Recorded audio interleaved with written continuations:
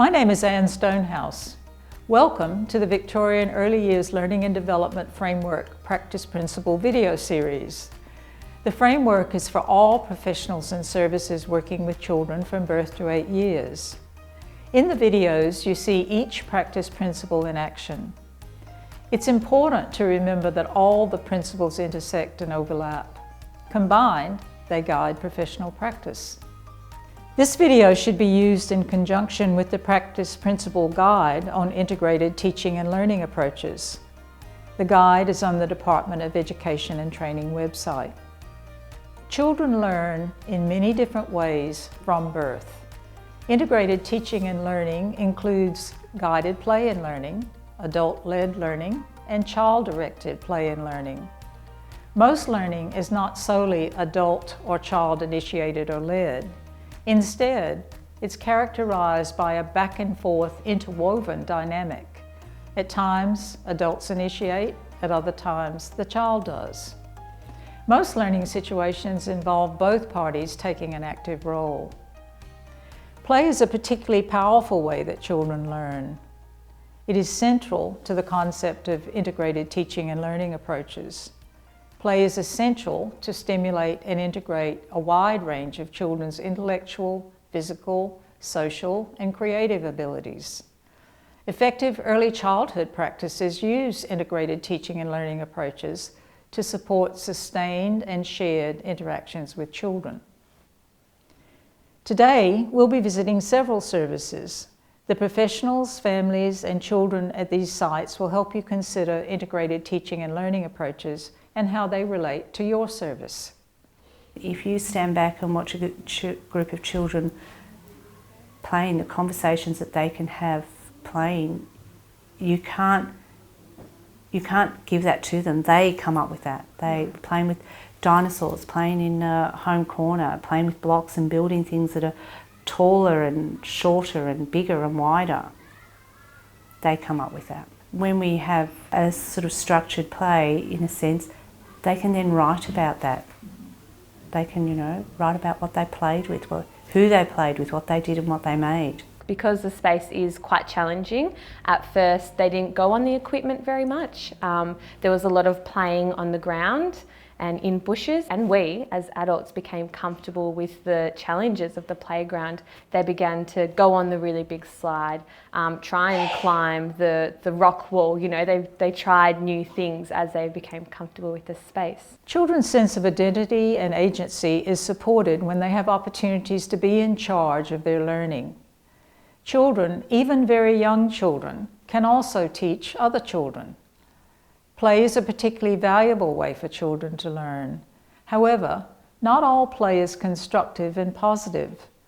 Adults have an important role, even when play is child-directed. They monitor, model, facilitate, and extend children's play and learning. Child-initiated and teacher-initiated learning is a big struggle to get that balance, sometimes I feel. So ensuring that we're planning by the children's interests, which is a big thing, that the way that I plan. So ensuring that we're watching what the children are doing and extending on their learning, but then something may come from a child in, say for example, that they've talked about going somewhere in the world or something like that, but then teaching them, taking that and doing more intentional teaching. It's come from the child, but ensuring that we get the world map out and we teach them certain places of the world and the cultures and all that sort of thing about these places in the world. So you as a group doing definitely intentional teaching, but it's also come from the child. I definitely do intentional teaching in terms of experiments, a lot of science experiments that we do. I know from past years, they love building the volcanoes in the sand pits, seeing balloons on strings and how fast, which one will go faster, blowing into them, blowing up a balloon without using your mouth, things like that that have not come from the children, but I'll intentionally teach that because it's a scientific way of learning that they can learn, that then they can extend on from there. So that program structured so that there's certain intentional teaching, so that they get to know the word fossil and they're introduced to words like paleontologist, and then there's active sequences where they're engaged in exploring and discovering from themselves, and also working with the adults and the family groups that are already here, and getting a one-on-one session with myself or other adults. by making the information accessible via video, via audio, via simple text labels, by the way things are laid out. So there's a whole lot of communication devices that the museum uses to make sure that each person, irrespective of where they're coming from, can access something about the information. Intentionality means that what the adult does has purpose and that actions are thoughtful. Critical reflection that leads to effective intentional teaching strategies may be pre-planned or spontaneous to support achievement of identified goals. Professionals need to know what is important for children to learn and how best to help them learn these skills and concepts. Professionals make decisions about what to introduce to children and when, what is important for them to know and understand, and how to go about building on each child's existing knowledge. This might involve teaching children explicit subject matter and skills to deepen and extend children's knowledge, understanding, and values. Your aim is that you want children to be independent learners and to take risks too in their learning and to go to that next step. And it's hard. They're not going to learn by me doing it all for them, but they do need that support. They need that support of the teacher, or even an integration and ES in the classroom. Sometimes, and especially in prep, sometimes it's most of the time they will need support. But it's knowing when that support has to be, you've got to take those few steps back. So you're constantly, when you're teaching and when you're working with students, is knowing when to help them and when to take that step back.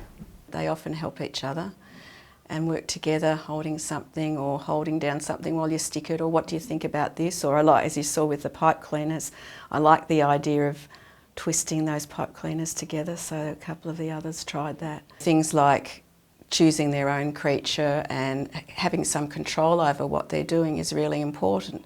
That said, you've got to know your children, and I know there are some children in there that if I don't touch base with them, they're likely not to do very much, at least at the start. They have trouble getting going. Cooking from the fridge experience, children will start to learn how to cook, basically, to think about, okay, this is what I want to have. And I invited children for their cooking ideas or their recipes. The key thing with this experience was for children to lead it, and through leading that experience they learn those skills of cooking and the decision making involved, because every child needs to learn those skills, and one of our underpinning outcomes.